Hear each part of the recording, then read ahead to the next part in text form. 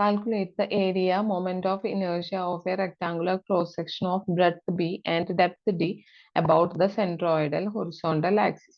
ഒരു rectangular section, okay, അതിന്റെ depth അവർ നമുക്ക് തന്നിട്ടുള്ളത് D ആണെന്ന് തന്നിട്ടുണ്ട്.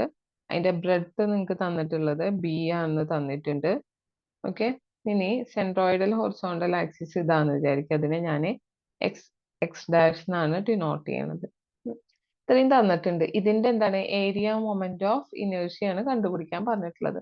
നമുക്ക് എന്ത് ചെയ്യാന്ന് വെച്ച് കഴിഞ്ഞാൽ ഈ മൊത്തം റീജിയന്റെ കണ്ടുപിടിക്കാൻ വേണ്ടിയിട്ട് നമ്മൾ ഈ ഒരു ചെറിയൊരു സ്ട്രിപ്പിനെ ഇവിടെ കൺസിഡർ ചെയ്യാണ്. ഓക്കെ, ഈ ഒരു കുഞ്ഞൊരു പോർഷനെ നമ്മൾ കൺസിഡർ ചെയ്യാനാണ് പോണത്. ഓക്കെ, അത് ഈ സെൻട്രോയിഡൽ ആക്സിസിൽ നിന്ന് ഈ സ്ട്രിപ്പിലേക്കുള്ള ആ ഒരു ഡിസ്റ്റൻസിനെ നമ്മൾ y ആയിട്ടാണ് എടുക്കണത്.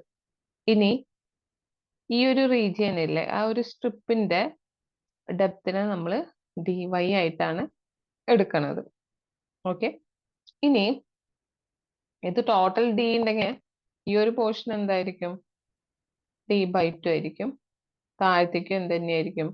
d/2 ആയിരിക്കും. ഓക്കെ, ഈ സെൻട്രോയിഡൽ ആക്സിസ് എന്ന് വെച്ച് കഴിഞ്ഞാൽ ഒരു ഒറിജിൻ അങ്ങനത്തെ ഒരു രീതിയല്ലേ. അപ്പൊ ഈ പോയിന്റ് നമുക്ക് ഇങ്ങനെ എന്താവും? d/2 to d/2 ആയിരിക്കും. അപ്പൊ നിങ്ങൾ എന്ത് ചെയ്താൽ മതി? ഈ ഒരു കുഞ്ഞൊരു പോർഷന്റെ മൊമെന്റ് ഓഫ് ഇനേഴ്ഷ്യ കണ്ടുപിടിച്ചതിന് ശേഷം എന്ത് ചെയ്താൽ മതി?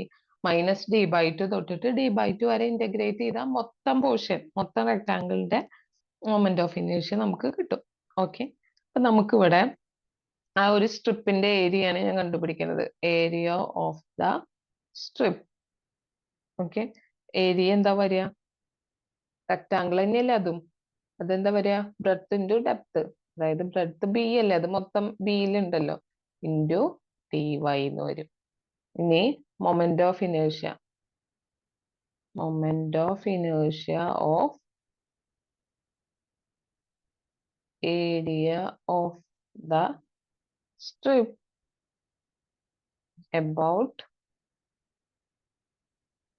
x dash axis. ഈ ഒരു ആക്സിസിനെ വെച്ചിട്ട് എന്ത് ചെയ്യാം? മൊമെന്റ് ഓഫ് ഇനേഴ്ഷ്യ കണ്ടുപിടിക്കുകയാണ് ആ സ്ട്രിപ്പിന്റെ. ഓക്കെ, അതെങ്ങനെ കണ്ടുപിടിക്കുക? ഏരിയ ഇൻറ്റു എന്താണ്? ഈ ഏത് ആക്സിസിൽ നിന്നാണോ ആ ആക്സിസിൽ നിന്ന് ഈ സ്ട്രിപ്പ് വരെയുള്ള ഡിസ്റ്റൻസ് സ്ക്വയർ ആണ്. ഇവിടെ ആ ഡിസ്റ്റൻസ് എത്ര? y ആണ്. അപ്പൊ എന്തെന്ന് കിട്ടും? i² എന്ന് കിട്ടും. ഓക്കെ, അപ്പൊ എയുടെ വാല്യൂ എന്താന്ന് നിങ്ങൾക്ക് അറിയാം. ഏരിയ ഓൾറെഡി നമ്മൾ കണ്ടുപിടിച്ചതാ. എന്താണ്? b into dy. അപ്പൊ ഇൻറ്റു y² എന്ന് വരും. That is by² dy. നിങ്ങൾക്ക് ഈ സ്ട്രിപ്പിന്റെ മൊമെന്റ് ഓഫ് ഇനേഴ്ഷ്യ കണ്ടുപിടിച്ചാൽ ഞാൻ എന്ത് പറഞ്ഞു? ജസ്റ്റ് -d/2 തൊട്ട് d/2 വരെ ഇന്റഗ്രേറ്റ് ചെയ്താൽ മതി. That is integral -d/2 to d/2 by² dy എന്ന് വരും. ബി എന്ന് പറയുന്നത് എന്താണ്? കോൺസ്റ്റന്റ് ആണ്, അതിന് പുറത്ത് നിർത്തി y² ഇന്റഗ്രേറ്റ് ചെയ്താൽ y³ എന്ന് കിട്ടും. വാല്യൂ -d/2 to d/2 എന്ന് കിട്ടും. That is equal to b/3. 3 constant അല്ല, അതിനെ പുറത്ത് നിർത്തി d/2 the whole cube -d/2 the whole cube എന്ന് കിട്ടും. Okay, that is equal to b/3 into d³/2³ എന്ന് വെച്ചാൽ 8 -d³/8 എന്ന് കിട്ടും. that is b/3 into ഇത് ആഡ് ചെയ്യുമ്പോൾ എന്താവും? 2 d³/8 എന്ന് കിട്ടും അല്ലെ.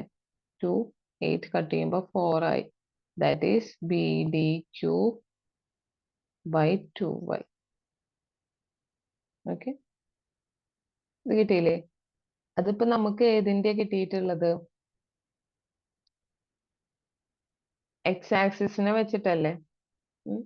അതായത് സെൻട്രോയിഡൽ ഹൊറിസോണ്ടൽ ആക്സിസ് വെച്ചിട്ടാണ് നമുക്ക് കിട്ടിയത്. ഇതുപോലെ y ആക്സിസിന്റെ നിങ്ങൾക്ക് കണ്ടുപിടിക്കാവുന്നതാണ്. ഇപ്പൊ ക്വസ്റ്റ്യനിൽ ചോദിച്ചിട്ടില്ല, ഇത്ര ചെയ്താൽ മതി.